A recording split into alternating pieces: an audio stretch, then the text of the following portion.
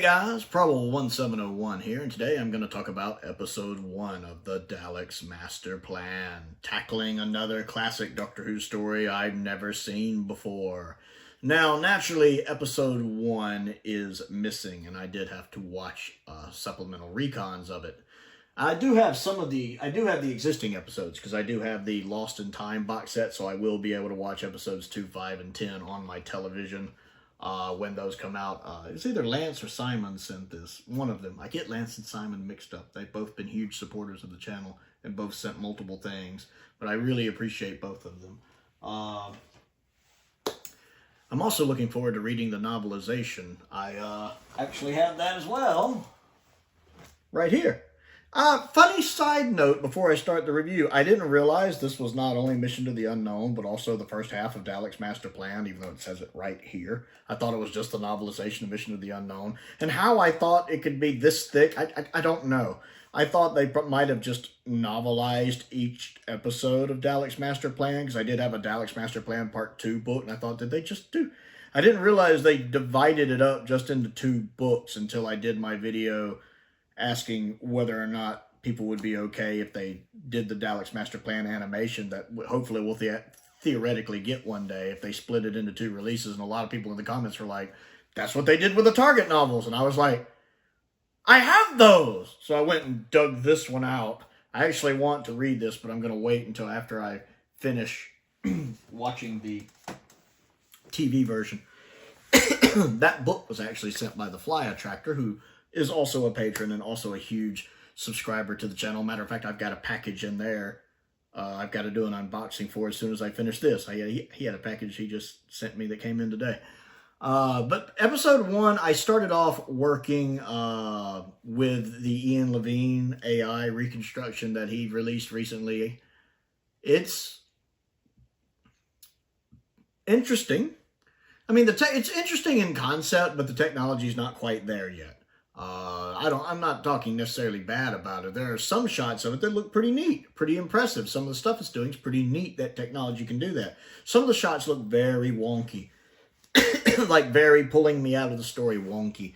I probably got about halfway through it in there, probably up around right before Brett goes into the Tardis. I got to right before that with the Ian Levine one. And then I switched over to the Josh Snares reconstruction that Josh did several years ago, where he did kind of a type of animation, moving animation for all of the missing episodes of Masterplan. So I watched the rest of his episode 1 for the rest of this review. And the story is really good. The lack of telesnaps is frustrating. Josh's animation reconstruction is really, really good for it. But again, the lack of telesnaps hurts it. This was, of course, made while John Wiles was the producer. He did not commission John Cura to do telesnaps. That's why a lot of these season 3, or the ones in the middle of season 3, the recons are a little rough because there's no telesnaps. But I enjoyed the actual story itself, being on the planet. I like how it picks up from the Mythmakers with Stephen being injured and the Doctor having to deal with the fact that Katarina doesn't quite grasp what's going on, because she's from, the Trojan War. So she thinks he still might be Zeus and that the ship is his temple. That's interesting in him kind of having to deal with that. It's a little humorous, actually.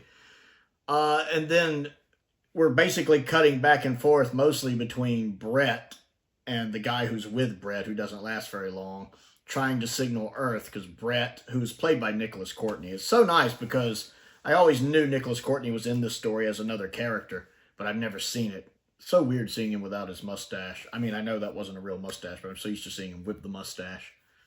So it's nice kind of seeing him get to play a different character here.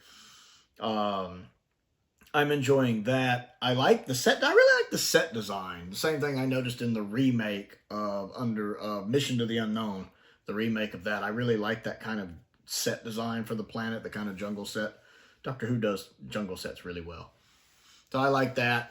I wonder if we'll get more with the Varden plants, or whatever they're called, Varga plants. That's a fascinating, terrifying concept, those plants.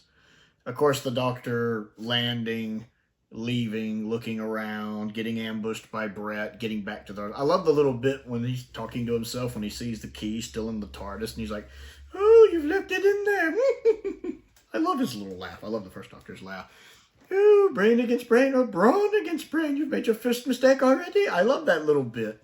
I like Stephen waking up long enough to know not to trust Brett and knock him out before passing out. And then I think that's cool. The Doctor has that chair that can immobilize people, which lends itself to Doctor Who's budget really well with an invisible force field. That minimalist approach works so well for 60s Who. And then I like when the Doctor's walking into the city kind of exploring and he sees the Daleks. I love the way he does that.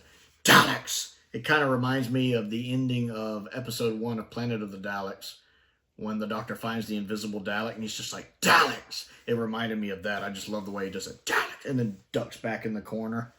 And then, of course, the cliffhanger with it being Mavic Chin, who I already knew is one of the villains. That part, of course, I'm very much aware of. But it must have been a cool cliffhanger for the time, seeing that basically the guy who's like the controller of Earth is actually the bad guy. I was also amused at the scenes like when Brett was trying to signal Earth, and the man and the woman who were supposed to be paying attention to that didn't notice the light flashing. They were playing chess and watching the news, and I was watching their lack of work ethic, and I'm sitting there going, these must be Americans right here. I'm an American, I can say that. So I found the Americans in the story. No work ethic. It gave me it was a fun little in-joke to myself, and I enjoyed it. But I love the fact that they just kept missing the light because they were goofing off and not paying attention. That was hilarious to me. Absolutely hilarious to me. So, again, it's really hard to really form an opinion going with a recon without telesnaps. But just going from the story, I enjoyed it enough. I'm probably going to enjoy reading it, actually, when I get to it. I think it'll be a good read. But I'm going to finish watching it, and then I'm going to read it. That's what I promised myself. I don't have a lot of Classic Who I haven't seen left. Luckily, the next episode exists, so yay me. So that's kind of my thoughts on it, really. I want to know what you think of episode 1 of Daleks Masterplan. Comment down below and let me know. I think it's a really good setup. Really good setup. Other things to do, don't forget to click the like button and the subscribe button. I also have a Patreon if you would like to support me on that. Links to that are down there as well. I want to give a shout out to a couple of my top tier patrons, Colin Coney and Perkins. I appreciate their support, as I do the support of all of my patrons. My P.O. box is also down there if there's anything you'd like to send me to look at and review. Links to my Amazon wishlist are down there. Links to my Amazon UK wishlist are also down there. Most importantly, thank you for watching.